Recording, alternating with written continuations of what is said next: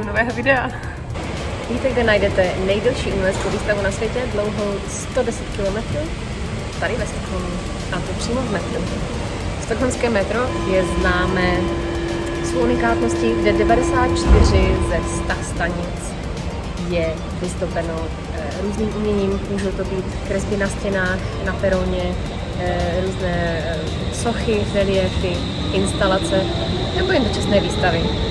A tak vám dneska ukážu několik stanic. Projedeme si červenou linku směr sever, je to linka 14, do Merby centra. A začneme rovnou na té nejjižnější z těch stanic, které si ukážeme, a to je Stadion. Stadion byla jedna z těch prvních jeskyňovitých stanic, nebo jak by se to dalo říci, což tehdy vzbudilo docela diskuzi, protože lidi se báli, že by to tady bylo moc temné a depresivní, vypadalo to jako v jeskyni, tak umělci, kteří byli pověřeni výzdobou téhle stanice, zvolili světle-modrou barvu, malby duhy, aby navodili iluzi nebe, které člověk vidí, když vyjde nad zem. Další věc, které si určitě všimnete v téhle stanici, jsou odkazy na sportovní historii, ve které tahle oblast stadionu hrála velkou roli, protože se nacházíme docela blízko olympijského stadionu z roku 1912. Další zajímavostí je taky to, že jsme kousek od Östermalms Idrottsplatz, což je sportovní středisko, kde se každoročně pořádá stockholmský Pride. A já myslím, že to je prostě jenom milá náhoda, že tady máme takovou krásnou duchu od 70. let.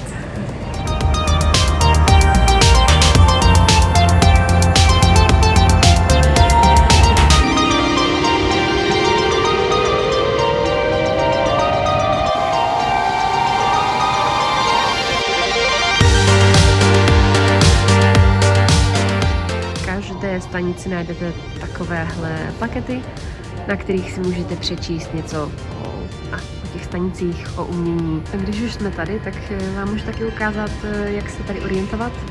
Když vyjdete z metra, tak uvidíte tyhle nápisy všude podél nástupiště. A je to úplně jednoduché, vidíte šipky doleva, když půjdete, tak se dostanete na Valhallavägen, dostanete se k tomu stadionu, Musik, Högskolan. Půjdete doprava, tak naopak dojdete na Nybro-gatan, Karlavägen, což jsou ty ulice. A když si nejste jistí, tak se vždycky můžete podívat ještě na mapu, kde teď vidíte, že tady na téhle straně to byla ta šipka doleva, takže tady se dostanete na Valhallavägen, hudební škola, Stockholm Stadion. A když byste šli doprava, tak se dostanete směrem na tyhle 3 ulice. Je to úplně jednoduché a všechny informace tady jsou vždycky v angličtině.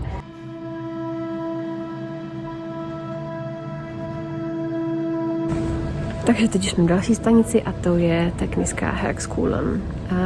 Ta nese jméno podle technické vysoké školy, Královské technické vysoké školy, která je přímo nad zemí.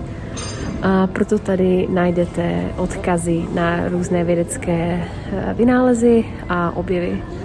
Takže například tu najdete pravidelné mnohostěny, které reprezentují Platónových 5 základních živlů: oheň, voda, vzduch, země a éter.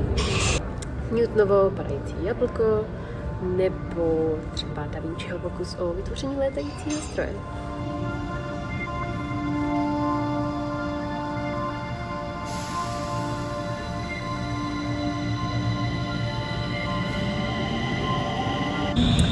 A pokračujeme do další, takže Universitetet.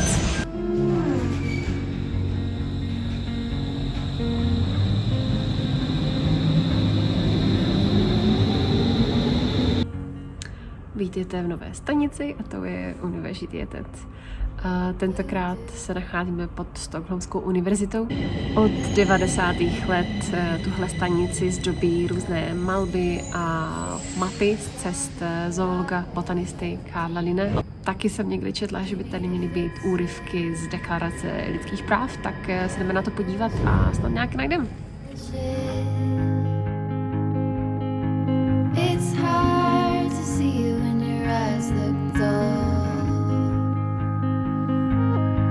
Who's gonna save you?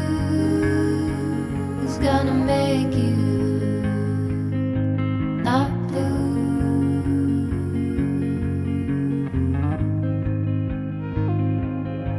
Not blue. Jedna věc, o které vám musím říct, je průvodce. Je to apka, která je vlastně průvodce stockholmským metrem. Je to audio aplikace.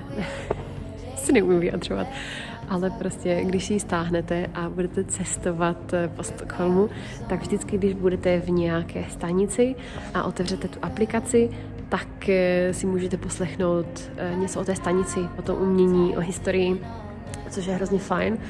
Takže já to teď taky dělám a tak jsem našla věci, které jsem včera nenašla na internetu. Jako třeba to, že tahle stanice se v 90. letech kompletně zrenovovala, protože předtím byla zničena, nechci říct povodní, něco s vodou, to nepamatuji, když jsem to slyšela asi před minutou, ale každopádně, takže tahle je docela nová, předtím to tady vypadalo jinak. A tam jsem se taky dočetla o té deklaraci lidských práv podél nástupiští, což jsem taky nevěděla, že se to tady dá najít úplně kompletně celý text. Takže aplikaci fakt doporučuji stáhnout. Dám vám samozřejmě odkaz pod video a určitě si to poslechněte, je to v angličtině. Takže tady podél zdi jsou všechny články z deklarace lidských práv. Jediný problém je, že nejsou zrovna jednoduché přečíst. Zaprvé jsou teda ve švédštině, ale nejsou tam žádné mezery, žádná interpunkce, takže je to docela těžké přečíst i pro Švédy, předpokládám. Takže tyhle ty panely s kachličkama, je jich tady dohromady 12. Kachličky jsou ručně dělané a jsou z Portugalska. A tyhle ty panely jsou věnované cestám Karla Linné, cestám přes Lapland. Každý panel má trošku jiné téma, takže se věnuje třeba populaci, historii planety Země nebo botanice a na tam taky spoustu zápisků z jeho deníku, ty mapky, jak cestoval. To je všechno, jede vlak, takže jedeme do další stanice.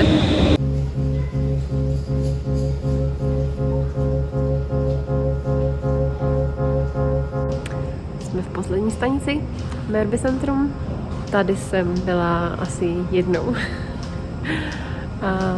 Takže jsem docela zvědavá, co tady najdeme. Na internetu jsem našla strašně málo informací o téhle stanici, bohužel. Ale zatím můžu hned říct, že vypadá docela decentně, tady není nic šíleného, růžové zdi, vypadá to hezky, tyrkysové lavičky a místova fotografií, to tak vypadá.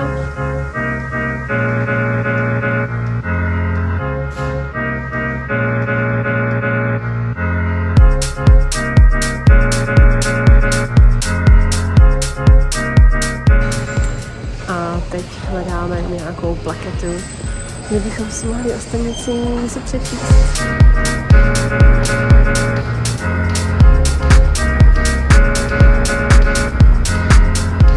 Protože tohle je konečná stanice a odsud jezdí vlak stejným směrem, tak vždycky uvidíte tenhle nápis Nestatol, který znamená, že tohle je příští vlak, tak abyste nešli na opačnou stranu, tam nic nesvítí. A pak je to tady taky nahoře, takže když se přišli zvenku, tak víte, na kterou stranu jít, který vlak jede do místa přijít.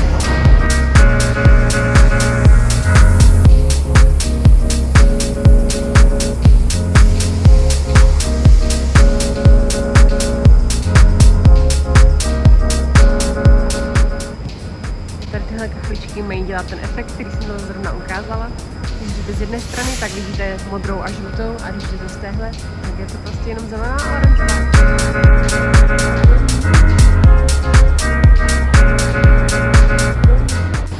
Každopádně, dočetla jsem se, není tady nic extra zvláštního na téhle stanici.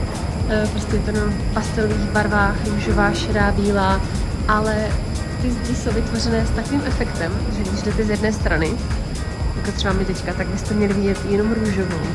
A když půjdeme z druhé strany v opačném směru, tak by to měla být zase ta šedozelená. Tak zkusíme a uvidíme. Tak a teď se otočím. A přesně ta zeď, kterou jsem vám předtím ukazovala, je teďka z velké většiny šedozelená. Mají nechť? Zajímavé. Tak já nevím jak vy, ale tohle je to, co na stockholmském metru zbožňuje nejvíc. To, jak je každá stanice jiná, každá vypadá jinak. Může být úplně temná s vědeckými objevy a může vypadat jako cukrová vata, nebo v ní může být křiklavá duha. Je to moc fajn, hlavně pro nás cestující. Vřele doporučuji, když přijedete třeba i dát si prohlídku. Myslím, že je to skvělý způsob, jak strávit třeba deštivý den, nebo když přijdete uprostřed zimy a tma je ve 4 hodiny, tak pak si myslím, že tohle je úplně ideální program.